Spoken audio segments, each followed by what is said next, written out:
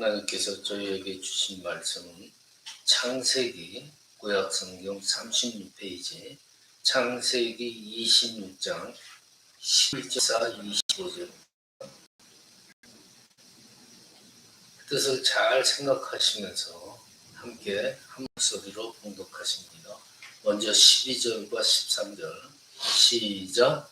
이삭이 그 땅에서 농사하여 그의 배표나 얻었고 여호와께서 복을 주시므로 그 사람이 창대하고 왕성하여 아침에 거부가 되어 그 다음에 23, 24, 25절입니다. 시작. 이삭이 거기서부터 브에세바로 올라갔더니 그 밤에 여호와께서 그에게 나타나 이르시되 나는 네 아버지 아브라함의 하나님이니 두려워하지 말라. 내 종 아브라함을 위하여 내가 너와 함께 있어 내게 복을 주어 내 자손이 번성하게 하리라 하신지라. 여호와의 이름을 부르며 이삭의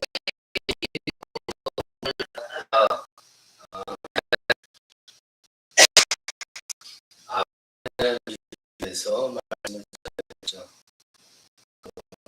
아브라함의 아들 이삭 번제로 드리려다가 살아나온 오늘 본문 창세기 26장에 등장하는 이 족장이라고 표현되어 있죠. 족장 이삭, 이 아브라함의 아들 이삭에서는 이렇게 뭐 특별히 뭘 했다는 기록도 별로 없고요. 에피소드도 없습니다. 한 가지 성경에 나타난 그 이삭의 사적 가운데 그가 열심히 하는 한 가지 그가 우물을 팠다는 거예요. 이렇게 뭐 성경 맥락상에는 그렇게 큰 언급이 없는데도 성경에서는 그를 믿음의 조상의 반열 속에 포함시키고 있어요. 평범했지만 성실했던 믿음의 사람으로 표현하면서 믿음의 조상의 반열에 올려놨어요. 보면요, 이 그러니까 하나님께서 어떻게 함께 하셔서 하나님의 특별하신 사랑도 말씀을 함께 나누자 하겠습니다. 첫째로 믿음으로 인한 사랑이에요. 이삭이 우물 파기를 할 때 정말 성실함으로 했다는 것을 이 성경 본문을 보면요, 문맥상으로 우리가 충분히 느낄 수가 있어요. 그 우물 파기를 성실하게 함으로 인해서 놀라운 축복을, 물질적인 축복을 엄청나게 받아요. 근데 이 축복이 계속된 것만이라는 걸 우리가 알 수 있어요. 축복을 사람들의 시기를 바뀐다는 거죠. 그것이 본문 26장 15절에 나와 있는데요. 그 아버지의 종들이 한 모든 우물들을 메웠더라. 이 어느 날 갑자기 블레셋 사람들이 와서 우물들을 막기 시작했어요. 왜 그랬을까? 14절을 보면은요, 양과 소가 떼를 이루고 종이 신이 많음으로 블레셋 사람들이 모여들었다. 블레셋 사람들의 시기. 그렇지만 이삭은요, 절대로 싸우지 않았어요. 그리고 다투지 않았습니다. 이삭이 옮겨가는 곳마다 하나님께서 그를 터뜨려줬어요. 22절에 다른 지고 또 피해 다니고 그러다가 다다를 곳에 이제 넓혀진 곳, 그런 넓은 이들의 시기를 피해서 나왔어요. 그래서 이삭이 뭐라고, 여기서 중요한 사실이 있습니다. 평범한 이야기 같지만 이 이웃들의 다툼, 이 대적의 대상이 되는 가운데에서도 끊임없이 이삭은 비전을 잃지 않았다는 거예요. 그러니까 미래에 대한 꿈을 포기하지 않았다는 거예요. 하나님 안에서. 그래서 어떻게 해요? 또 파요. 또 시기가 생기면 또 옮겨서 또 파요. 미래에 대한 꿈이 있는 거예요. 하나님께서 모든 일을 행하신다 하고 낙관적인 생각을 가지고 미래에 대한 꿈을 가지고 평범한 성실함을 계속 이어가는 거예요. 하나님의 인도와 축복을 기다리고 기도했던 이삭, 마침내 축복의 사람이 돼요. 이 인내가 참 중요한 거예요. 이웃들, 주변 사람들이 아무리 자기를 모함하고 시기하고 대적의 대상으로 삼아도 그게 중요한 것 같아요. 이삭한테는 그걸 배울 수가 있다는 거죠. 어느 목사님이 예화를 썼는데 그 예화집을 내가 이렇게 보다가 하나를 발견했는데, 뽀빠이 이상용 씨 알죠? 유명하신 분입니다. 그 텔레비 프로에서 늘 푸른 인생이라는 게 있었는데, 전남 곡성에 107살 된 할아버지를 인터뷰를 하는 그 프로그램이 있었어요. 그래서 이 뽀빠이가 할아버지 어떻게 해서 이렇게 오래 사신 거예요? 그 비결이 뭡니까? 그랬더니 비결 없어. 그냥 안 죽으니까 그냥 산 거지 뭐. 그래서 뽀빠이 이장용이 웃으면서 계속 질문을 했는데, 그 오랜 세월 살면서 정말 이웃들하고 다툼도 많고 또 미운 사람도 많았고 정말 주변에 스트레스 주는 사람도 많았는데 어떻게 그걸 다 견뎌내시고 이렇게 장수하시면서 107살까지 사셨습니까? 그랬더니 할아버지가 정말 세상 살면서 미운 놈들도 정말 많았지. 하지만 그냥 내버려 뒀어. 그랬더니 지들이 알아서 70살, 80살, 90살 되니까 다 그냥 저절로 가더라. 저절로 죽어 없어지더라. 그냥 놔두면 돼. 그러니까 할아버지가 그러면서, 그러니까 절대로 화내지 마. 화나면 일찍 죽어. 그러니까 화내지 말고 그냥 화날 때는 그냥 웃어버려.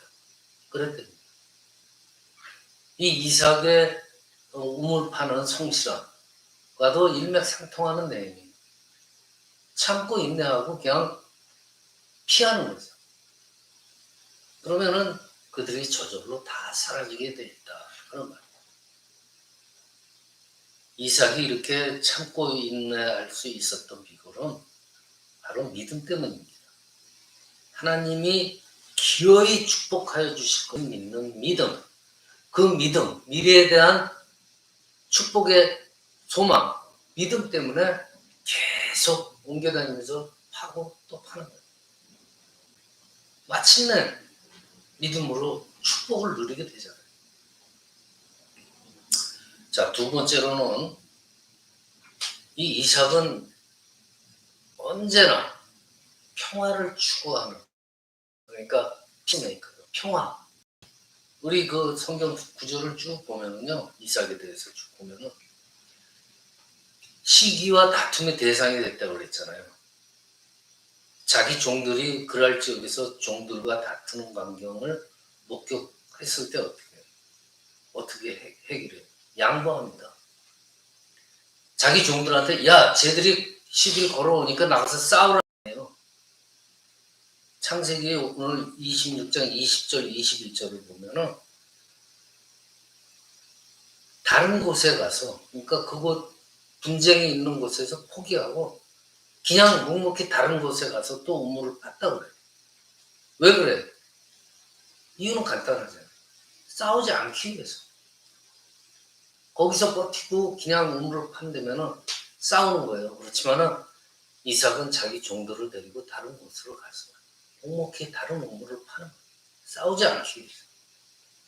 이게 간단한 것 같지만요, 여러분들. 이 모습이 바로 그리스도인의 삶의 모습이 아닐까 생각해요. 로마서 12장 18절에서 바울도 이렇게 가르치잖아요. 할 수 있거든 너희로서는 모든 사람과 더불어 화목하라 그래요. 사도 바울도 이렇게 우리한테 가르칩니다. 예수님께서도 그러셨잖아요. 화평케 하는 자가 복이 있도다 강조하시잖아요. 근데 이 세상 살면서 우리가 양보의 미덕이 그리스도인의 삶의 모습일 수 있다고 그러지만은 한 가지 양보할 수 없는 게 있어요. 진리의 문제입니다. 하나님의 진리의 문제에 있어서는 우리가 세상에서 양보하면 안 돼요. 지면 안 되죠. 반드시 하나님의 진리에 대해서는 승리를 해야 돼요. 그렇지만 이 진리의 문제가 아니라면은 양보하는 것이 좋다는 거죠. 이것이 이삭의 모습에서 우리가 배울 수 있는 점입니다. 이 진리의 문제라는 건요, 우리가 살아가면서 우리 일생에서 그렇게 자주 부딪히는 이슈가 아니잖아요. 우리가 부딪히는 이슈들은 대부분 사소한 것들이에요. 그렇기 때문에 우리는 대부분의 우리 생활에 있어서는 양보의 미덕을 발휘해야 된다. 이 말이에요. 이삭이 그랬잖아요. 양보하잖아요. 그냥 묵묵히 다른 곳에 가서 우물을 파고 거기서 또 문제가 생기면 그냥 다른 곳에 가서 또 우물을 파고 양보하고 그냥 겸손의 미덕으로 양보하는 거죠. 그러니까 여기서 우리가 배울 수 있는 게 뭐냐면 한마디로 살아가면서 사소한 것들에 목숨 걸지 말자 이거죠. 하나님의 진리의 문제가 아니라면 사소한 것에 그냥 크게 신경 쓰지 말자. 그냥 양보하고 베풀면서 살자 이거죠. 괜히 그냥 사소한 것에 화를 내다 보면 여러분들도 많이 경험하셨을 거예요. 이 신앙인의 덕을 상실하는 경우가 많아요. 이 관계라는 건요, 인간관계라는 거는 하나님께서 일하시는 통로예요. 관계를 통해서 우리가 전도를 할 수 있는 거잖아요. 관계를 통해서 하나님의 뜻을 드러낼 수가 있는 거예요. 그래서 인간관계처럼 어떻게 보면 소중한 것이 없어요. 그러니까 그 관계를 해치지 말자 이거죠. 이삭이 그랬잖아요. 그 관계를 해치지 않고 다른 곳에 가서 묵묵히 우물을 파잖아요. 우리도 그걸 본받자 이거죠. 괜히 사소한 것에 화내지 말고. 그래서 그를 피스메이커라고 우리가 말할 수가 있는 거예요. 그 다음에 세 번째로 마지막으로 중요한 포인트인데 이삭이 성경에서 큰 비중을 차지하는 인물이 아닐지라도 문맥을 보면은요 예배 중심의 삶을 살았던 사람이라는 걸 우리가 분명히 알 수 있어요. 오늘 26장 25절에 보면은요 이삭이 그곳에 제단을 쌓고 여호와의 이름을 부르며 거기 장막을 쳤더니 이삭의 종들이 거기서도 우물을 팠더라. 이 말씀을 보면은요 평소 이삭의 삶이 어떠했는가를 알 수 있어요. 그렇게 수없이 옮겨다니면서 우물을 파도 가는 곳마다 제단부터 쌓다는 거예요. 그 다음에 장막을 쳤고 그리고 우물을 팠다는 거예요. 이 순서가 굉장히 중요한 말씀이에요. 일단 제단부터 쌓고 거할 장막을 치고 그리고 우물을 쳤다. 우물을 팠다. 여기서 제단이라는 건 몰라요. 오늘날로 말하면 뭐예요? 예배 생활이에요. 예배 드리는 생활.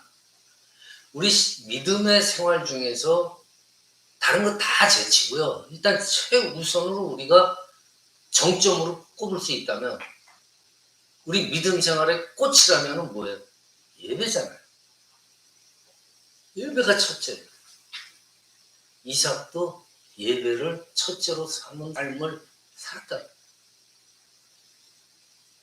사업이 확장하고 사업에 온 정신을 쏟는 것보다 먼저 예배 생활에 투자를 하는 것에 우선순위를 뒀다. 생각해보세요. 그러니 어찌 하나님께서 이삭에게 복을 주시지 않겠어요? 당연히 복을 주시죠. 가는 곳마다 제단사, 그 다음에 장막, 그 다음에 우물을 팝니다. 하나님께서 이렇게 보시지 않겠습니까? 이것도 또 제가 예화집을 이렇게 보다가 또 한 가지 발견을 했는데, 한국의 옥수중앙교회에 김봉진 집사님이라는 분이 계시는데, 그분이 누구냐면은 지금 한국에서 배달업계를 완전히 장악하고 있는 배달의 민족이라는 그 회사의 사장님이에요. 이 한국에서는 뭐 거의 뭐 배달 업계를 이분이 장악을 했죠. 근데 이분도 그렇게 갑자기 막 대박이 터진 게 아니에요. 사업 시작할 때마다 항상 개업 예배를 드리는데 그 사업 실패한 게 7번이 넘는데요. 근데 7번의 그 개업 예배를 하나님께 정말 신실하게 드렸음에도 불구하고 계속 실패를 했대요. 근데 어느 날 정말 마지막으로 생각하고 하나님께 의지하면서 개업 예배를 또 드렸어요. 그 개업 예배가 오늘날의 그 배달의 민족이라는 사업을 시작하려고 이제 했던 개업 예배인데, 그때 목사님께서 하신 설교 본문이 바로 오늘의 본문이에요. 이삭이 그 땅에서 농사하여 그 해에 100배나 얻었고 여호와께서 복을 주심으로 그 사람이 창대하고 왕성하여 마침내 거부가 되었더라. 그러더니 이 김봉진 집사님이 배달의 민족으로 대박을 터뜨린 거예요. 하나님께서, 이분께서 잘해서 그랬겠습니까? 하나님께서 그의 성실함을 본 거예요. 그렇게 실패를 해도 또 이삭처럼 또 옮겨가서 또 우물을 파고 또 옮겨가서 또 개업 예배 또 드리고 그 성실함, 아까도 얘기했잖아요. 이러한 믿음의 삶을 사는데 하나님께서 이쁘게 보시지 않게. 김봉진 집사도 마찬가지. 저도 그분이 신앙인이라는 걸 이 예화를 보고 처음 알았는데, 하여튼 하나님께서는 우리들의 믿음의 생활을 그냥 허투루 보시지는 않고 계시는구나 하는 것을 알 수가 있습니다. 계속 실패해도 다시 예배드리고 또 예배드리고 하나님의 능력을, 그 하나님의 축복을 믿는 믿음의 사람, 예배 중심의 사람, 이것이 중요하다. 우리도 마찬가지입니다. 우리가 하는 일상의 모든 일들이 이삭의 그 우물 파기와 같을 수도 있어요. 어떻게 보면 평범하잖아요. 우리도 우물 파기와 같은 평범한 일을 하다가도 정말 짜증나는 일도 많이 생겨요.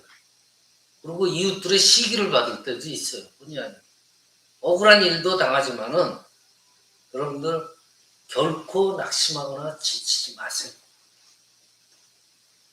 평범한 일상에서, 평범한 우물 파기 속에서 하나님의 인도의 손길을 보고 또 믿음으로 인내하고 평화를 강구하고, 또 중요한 건 먼저 예배를 드릴 줄 알았던 이삭, 그 이삭을 우리도 본받아서 주님 앞에 정말 아름다운 축복을 누릴 수 있기를